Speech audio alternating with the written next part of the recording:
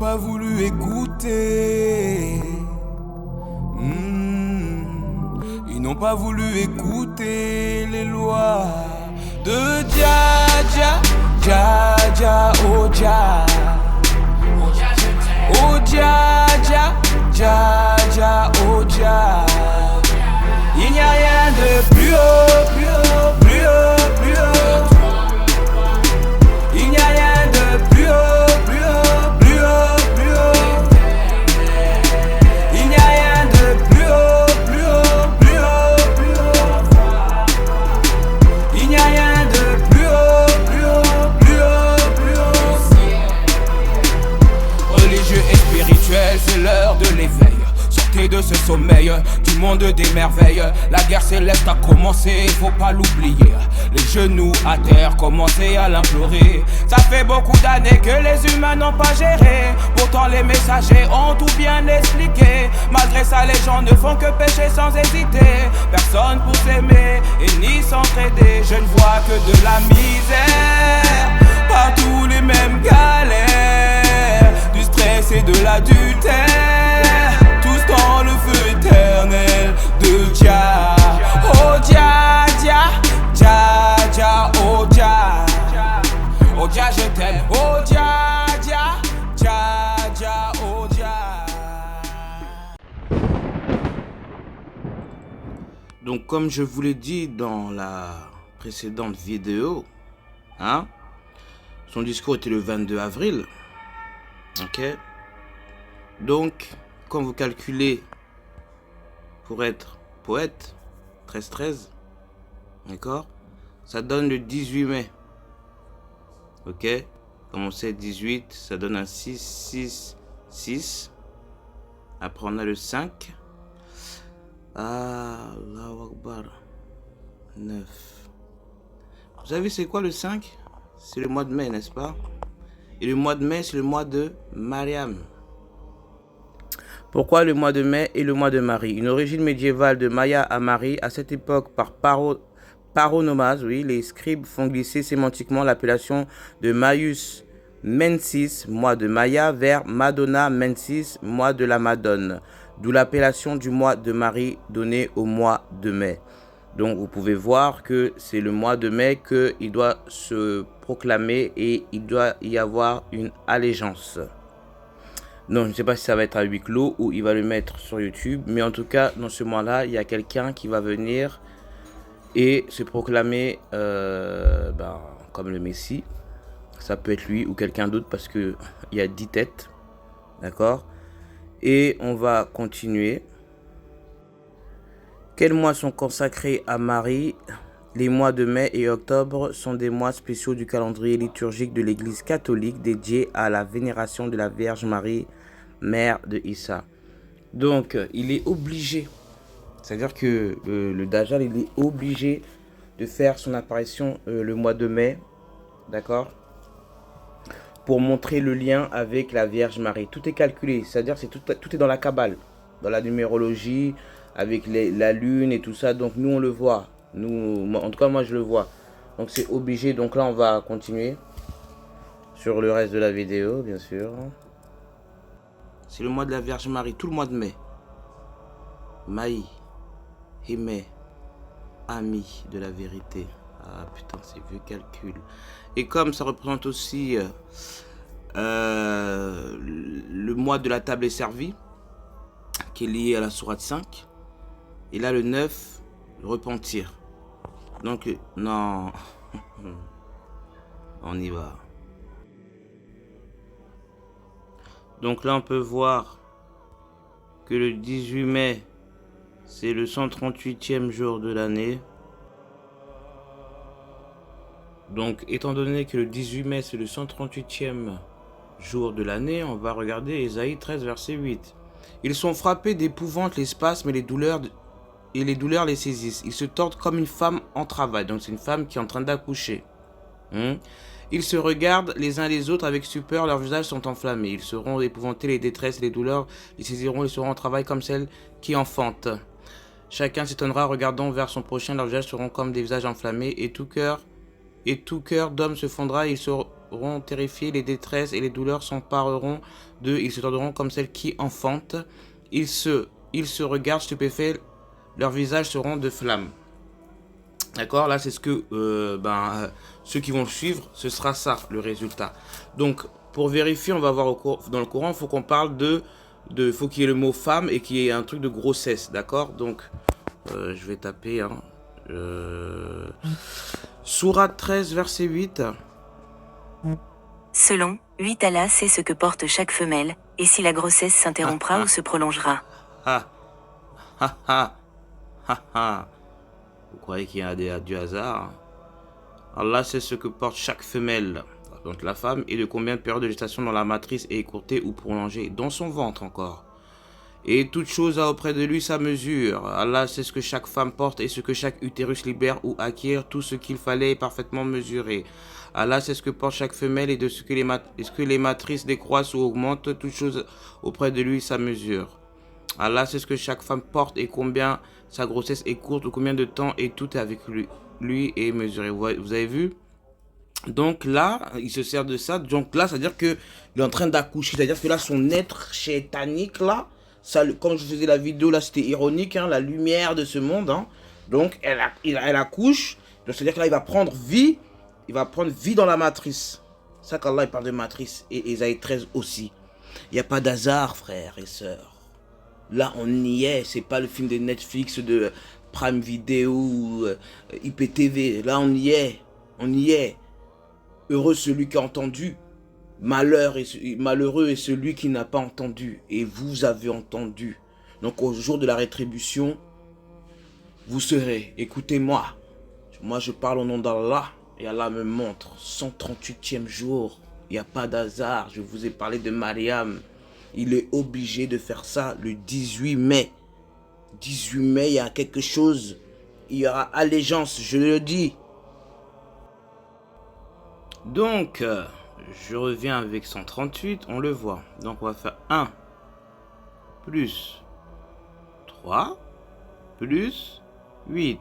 Ça nous donne 12. Oh, comme par hasard, ça nous donne 12. Les 12 apôtres, le 12e imam. Je défais ce que les démons ont fait. Par la grâce d'Allah, par la volonté d'Allah, Hachem. D'accord? L'Éternel me montre. C'est-à-dire que... Non, il pense qu'il est fort, quoi. Le 12. 12 apôtres. Bon, on continue. Donc, qui est le 12e imam dans le Coran? Bien sûr, je mets pour ceux qui ne connaissent pas, les nouveaux, hein. Même si YouTube enlève toujours mes gens. Dans sa forme la plus simple, cette doctrine affirme que Mohammed al-Mahdi, le 12e imam, n'est pas mort, mais a été caché par l'Éternel à l'humanité. Sa vie a été miraculeusement prolongée jusqu'au jour où il se manifestera à nouveau par la permission d'Allah pour remplir la terre de justice. Vous voyez, 138. Vous doutez? Combien d'apôtres avait Jésus? La liste détaillée des 12 varie légèrement selon les textes. Pierre, son frère, André, Jacques, fils de Zébédée, et son frère Jean, puis Philippe, Thomas, Matthieu, Jacques, fils d'Alphée, Simon, le Cananéen, ou le Zélote chez Luc, et Judas d'Iscariote sont cités par tous les évangiles. Donc, si soi-disant c'est l'imam caché, pourquoi moi je te dévoile? Hein? Bon, on continue. 138, gématrie.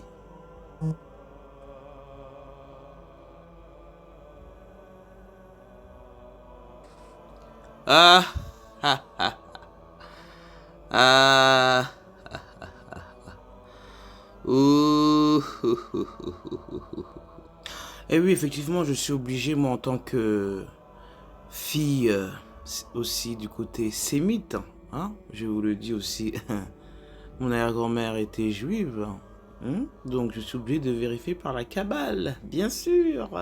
Alors c'est parti, nous avons tapé la gématrie 138, ça nous sort le Liban et le puits de bénédiction. Une fontaine des jardins, une source d'eau vive, un ruisseau qui descend du Liban. Cantique des cantiques 4, verset 15. Liban en hébreu signifie Levanon, se décompose ainsi selon Rabbi Dovber, Lev et Nun. Lev gématrie 32 fait référence aux 32 sentiers de la sagesse, Hokmah, mais aussi au cœur Lev et à la gloire Kavod. Mot de même valeur numérique. Nun, gématrie 50, est la lettre qui représente la descente dans le monde d'en bas et les 50 portes de la connaissance Bina. Donc ça veut dire, comme j'ai dit, la lumière venant du ciel, qui descend dans ce monde, c'est dans le Nun. L'Ef Nun est un puits de bénédiction, ce que notre âme perçoit à travers les Séphirot Hokmah et Bina. Les deux attributs intellectuels de l'âme s'écoulent ensuite à travers le corps et le vivifie. Le nom Berot a pour origine Berot, Ber au singulier qui signifie puits en hébreu. Berot, Gématrie 628, Gématrie Blakrot, bénédiction. Libanon, Liban, gématrie 138. On arrive donc la gématrie 100 est égale 138 est égale gématrie de Menhem, consolateur. Voilà. Donc il a utilisé la gématrie 138, le consolateur. D'accord? Les plus grandes bénédictions sont cachées de l'œil du public, oui. Bientôt l'Éternel viendra nous consoler, ce qui paraissait maudit se révélera finalement être béni et le Liban occupera une place centrale lors de la délivrance finale. La gloire du Liban s'affluera chez toi, cyprès, orme et buis, tous ces bois ensemble pour orner le lieu de mon sanctuaire, pour honorer l'endroit où reposent mes pieds. Ésaïe 73, verset 13. Le Hokmah correspond à la couleur blanche, Zohar à la couleur qui contient tous les autres Pardes Rimonim. La lettre Lamed 30 et Bet 2 qui forment le mot lève, le cœur, se retrouve dans les mots Lavan, le blanc, en hébreu, ainsi que dans Halav, le lait. Le mot Liban partage la même racine sémitique Lavan, blanc, et ce en référence à ces montagnes enneigées en hiver. Autre exemple, la ville Alep en Syrie, dont le nom vient Halaba, en amorite, qui a la même racine halav, lait en hébreu, en raison de la grande présence de marbre et de terre blanche dans la région. Donc je pense qu'il a des origines du Liban. Ok, on continue. Donc, quel saint est fêté le 18 mai? C'est la Saint Éric. D'accord, le 18 mai, on célèbre la Sainte et la Sainte Éric et ses variantes Éric, Enrico, Enrique, Erika. Donc, on va regarder l'étymologie de Éric. Selon Wiktionnaire, du prénom en vieux norrois Ériker, de EI et de Riker, apparenté au latin rex et au celte rix. Donc, je ne sais pas ce qu'elle a lu, mais on va lire du prénom en vieux norrois Ériker de Ei, toujours éternel. D'accord? Moins probablement de Hein, seul. Donc, seul, c'est l'anagramme. Je vous montre. Seul, ça veut dire E L U, élu, d'accord, et de Riker, dirigeant, apparenté au latin rex et au celte rix. Eric vient du prénom scandinave Eriker signifiant souverain. On associe également ses origines germaniques au mot Heina signifiant unique, total, et se traduisant par roi. Ouh, le roi! On lui trouve un autre sens dans R pour honneur, Eric pour riche et puissant. Donc vous avez bien vu, c'est ce jour-là, c'est un jour, vraiment le 18 mai. Ouais, donc c'est le souverain. Ce prénom scandinave signifie souverain, chef unique. Éric le Saint a vécu, connu pour avoir favorisé et défendu l'expansion du christianisme. Il meurt assassiné le 18 mai à la messe du jour de l'Ascension. Donc, il va être souverain. Il va se faire établir souverain dans leur truc de Sheatin. C'est le 18 mai, donc on va essayer de regarder le chiffre 18, vu que tout à l'heure on a vu que le mai, la table servie liée à Mariam, hein, d'accord, le mois de Marie, et le 9 c'est le repentir, donc on va regarder le 18, d'accord. Oh éternel Hachem, Ra, Atumra qui me guide. Toi qu'on appelle Yahuwah en hébreu, oh Hachem, et toi qui as fini par te nommer celui qui mérite d'être adoré, Allah. qui signifie celui qui mérite d'être adoré. Bon, regardez, c'est devant vous la lettre 18. Allah m'a dit, je voulais chercher le signe 18, il m'a dit, regarde dans l'alphabet hébraïque. Ma fille. Sa signification de cette lettre hébraïque, l'androgyne. Homme, c'est-à-dire qu'elle fait homme, femme. Mais lui, à part ses longs cheveux, on voit que t'es un homme, donc tu peux pas être comme tu te fais appeler. Regardez, hein. On va d'abord lire et je vais vous montrer l'exemple. Hein. Tzadé, ça fait tellement longtemps que j'ai pas eu de code, je vous ai oh là là. Vous savez, des fois, là, il vous laisse un peu faire votre vie, après, hop, ça reprend, et quand ça reprend, ça rigole plus. Allez, hop, c'est parti. Signification et symbolisme de cette lettre hébraïque qui représente Tzadé.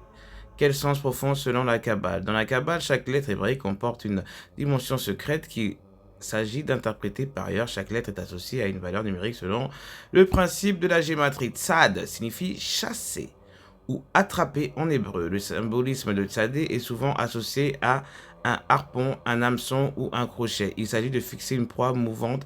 C'est en l'occurrence un appel à maîtriser la partie de soi qui est fluctuante, changeante. Tzadé évoque aussi la justice en hébreu tzadik. Mais il ne se fait pas appeler tzadik, hein? Veut dire le juste. Mais il se fait appeler comme ça. Pourquoi ça tombe le 18? Donc là, ils vont lui faire allégeance. Donc là, ça vous montre vraiment hein, que ces petits codes, nous les avons. On n'est pas le 18 mai encore. On n'est pas le 18 mai. Ou l'équilibre. L'être humain est en effet composé de deux principes qu'il faudra harmoniser. Le principe changeant femelle lunaire à queue, le poisson. Quand on vous dit que le Christ, à la base, est poisson. Un principe fixateur mâle solaire igné, le pécheur et son hameçon. Or, l'être harmonisé porte un nom, l'androgyne. Entrons dans la signification ésotérique et symbolique de la lettre Tzadé. La lettre Tzadé, symbolisme Tzadé, est la 18e des 22. Lettre de l'alphabet hébraïque, elle se prononce et est parfois couronnée de 3 tagines, ornementation se présentant sous la forme de 3 petits traits verticaux se terminant par un point. Voici les caractéristiques sadiques, 90, l'air du verso, hameçon justice, couleur rouge, la réconciliation, l'union, l'ouroboros, l'androgyne. Bref, quand vous dites, ouais, merci éternel. Donc quand vous dites l'ouroboros, c'est le serpent normalement, attendez, voilà, c'est lui. Et comme je vous l'ai dit dans la vidéo, nous sommes dans l'année du serpent. Donc, Ouroboros, issu du copte, Ouro, roi, et de l'hébraïque, serpent désigne littéralement le serpent roi. D'accord? Comme je l'ai dit, Nahesh, qui veut dire serpent, en hébreu, c'est égal à la gématrie 358, qui est aussi la gématrie de Hamashia 358. Désigne littéralement le serpent roi. C'est une représentation que l'on retrouve partout dans le monde et en premier lieu en Égypte ancienne. Et oui, je suis de l'Égypte ancienne, donc je connais tous vos codes, notamment dans la tombe de Toutankhamon. Ouf! Serpent qui tourne en rond, qui se mange lui-même, qui se mord la queue. Le Ouroboros est un symbole singulier à la fois très simple et très riche. C'est la raison pour laquelle il a été reste central dans nombre de traditions ésotériques, gnosticisme, hermétisme, alchimie spirituelle, rosycosisme ou encore franc-maçonnerie en Asie. Il est parfois représenté sous la forme d'un dragon qui se mord la queue. Le dragon chez les Chinois, c'était l'année dernière. Donc l'androgyne, vous savez très bien ce que c'est, d'accord, mi-femme, mi-androgyne, du grec homme et juné femme. Donc non, il n'a rien d'androgyne, donc arrête de te faire passer pour le roi des rois, hein. Encore si t'étais un homme avec une voix de femme, on aurait dit que tu es en androgyne, mais tu ne l'es pas, donc t'es déjà un mytho. Donc Tzadé représente l'hameçon de manière générale, l'instrument qui permet de fixer ce qui est instable, changeant, spontané, obscur et inconscient. C'est le chevalier qui tue le dragon. De l'ego, c'est la conscience qui perce les profondeurs de l'âme, c'est la réflexion qui canalise le flux du mental, c'est la raison qui domine les préjugés, c'est la volonté et le courage qui nous permettent d'affronter la part la plus sombre de notre psychisme. Ainsi, l'hameçon de Tzadé nous invite à reprendre le pouvoir sur notre propre personne. Il faudra commencer par identifier ce qui relève en nous la nature aveugle et sauvage et ce qui relève de la conscience supérieure, autrement dit de l'esprit. On a compris, l'homme est constitué de deux pôles énergétiques. Le pôle femelle se caractérise par le changement des cycles de la vie et de la mort, le désir, la convoitise, la violence, la spontanéité, de l'instinct. Cette part de nous-mêmes inconsciente est associée au symbolisme de l'eau qui est même, et de la lune, ou encore de Mercure, alchimie. Donc Mercure, c'est mercredi. Le pôle mâle se caractérise par la cohérence de stabilité. Je vois, il va se connecter quand sur quelle fréquence, hein. Le pôle mâle se caractérise par la cohérence, la stabilité, la conscience et la raison. Il est associé au symbolisme du feu, du soleil, de l'or, de la couleur rouge et ou encore du souffle alchimique. Il est le sens spirituel éternel. Bon, après, oh, faites un don. Voilà, j'allais arrêter. Là, faites un don. Non, je fais pas de don, merci. Donc, on a bien vu qu'il se fait appeler Tzadik, le boug là. D'accord. La lettre Tzadik comporte le tête il y a Noun, le poisson, et le Yod, la main d'Allah. Dans Tzadik, on retrouve les deux pôles énergiques voués à réconcilier le yin et le yang. Donc, d'après lui, c'est sa mission, ouais. Donc, monsieur Tzadik, qui se prend pour l'androgyne et qui ne l'est pas, on continue. Donc là, je suis à la 9,59. Pourquoi? Parce que le 9,59, Allah me montre, c'est le 18. Hein. 1 plus 8, 9. D'accord. Donc on ne touche pas, il y a le 5. Ça donne 5. Et 2025, ça nous donne le 9. Donc on tombe sur le 959. D'accord. N'essayez pas de le faire tout seul parce que vous ne pouvez pas comprendre. Ça ne marche pas comme ça. Je peux mettre un chiffre et voilà. Donc maintenant, quand je sors le 959, on me montre le clin d'œil. Vous savez c'est quoi le clin d'œil? Je vous mets la photo à côté. Voilà, vous le voyez, c'est quoi le clin d'œil? Donc on continue, ça veut dire on est sur le temps. Là, je vous montre, c'est là. Parce que moi, je parle en tant que juive. Hein, donc je vous le montre là. D'accord. Donc Satan lui a menti en lui disant que la mariée était morte. Le Dieu vivant, donc ils sont pour le Dieu vivant, que Dieu vous bénisse, tous. Donc déjà, quand vous voyez Dieu, il est déjà dans l'erreur, parce que Dieu, Allah n'est pas Dieu, Allah est l'éternel. D'accord? Que Dieu vous bénisse tous. Il dira cette phrase, les gens diront, c'est un saint prophète. Et ensuite, c'est le cavalier de Sith. Les gens vont dire, waouh! Oh, vous voyez que moi, je suis venu pour les 3 premiers qui m'intéressent. Ce qui m'intéresse, le reste, ça ne vous regarde pas. Donc, j'en suis où? Excusez-moi, putain, c'est pas possible, excusez-moi. Donc, moi, les mots-clés que je suis venu chercher, c'est le clin d'œil. D'accord? On sait que Satan lui a montré, la mariée n'est pas morte, c'est l'épouse du Christ, hein, qu'on dit dans la Bible, à l'Apocalypse. N'est pas... morte, que non. Donc, le Dieu vivant, on sait très bien que le mot Dieu n'est pas d'Allah. Et c'est un saint prophète. Vous voyez, clin d'œil, Dieu vivant, c'est un saint prophète. C'est ça, les 3. Il faut les sauter. Donc, oula, attendez. Pourquoi elle est liée? Oh, les bâtards, c'est pas possible. Sourate 3, verset 42, je pense que c'est la Vierge Marie. Ce qui prouve, c'est écrit là, hein. D'accord?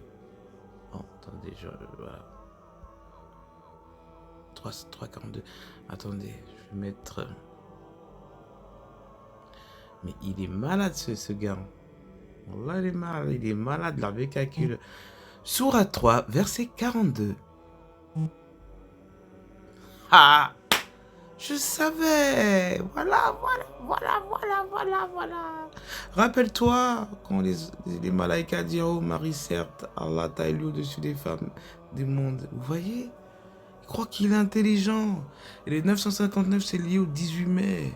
D'accord? Donc c'est encore Mariam.